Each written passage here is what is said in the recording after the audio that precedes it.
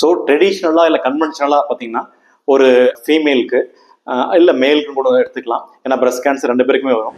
So breast cancer அப்படின்னு diagnose பண்ணாவே தொன்று தொட்டு பண்ணிட்டு வந்த ட்ரீட்மெண்ட் என்ன பார்த்தீங்கன்னா மேஸ்டெக்டமி அப்படின்னு சொல்லுவோம். மேஸ்டெக்டமினா என்னன்னா அந்த வியாதி ஏற்பட்ட அந்த மார்பகத்தை முழுசுவதமாக அகற்றிடுறது, ப்ளஸ் அந்த மார்பகத்தை ஒட்டியுள்ள நெறிக்கட்டிகள் ஆக்சிலரி நோட் சொல்லுவோம், அதை முழுசாக எடுக்கிறது. சர்ஜரியை பொறுத்த வரைக்கும் இதுதான். இதுக்கப்புறம் கீமோதெரப்பி, ரேடியோதெரப்பி அதெல்லாம் நிறைய இருக்குது. அது நான் என்னோட வீடியோவில் பேசியிருக்கேன்.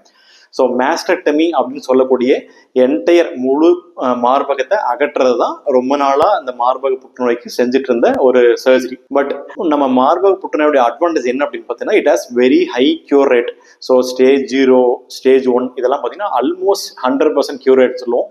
ஸ்டேஜ் 2, ஸ்டேஜ் 3லாம் பார்த்தீங்கன்னா நியர்லி 85% கியூர் ரேட் சொல்லுவோம். ஸோ பிரஸ்ட் கேன்சரை பொறுத்த வரைக்கும் இந்த சர்வைவர்ஸ் வந்து they will be very vast.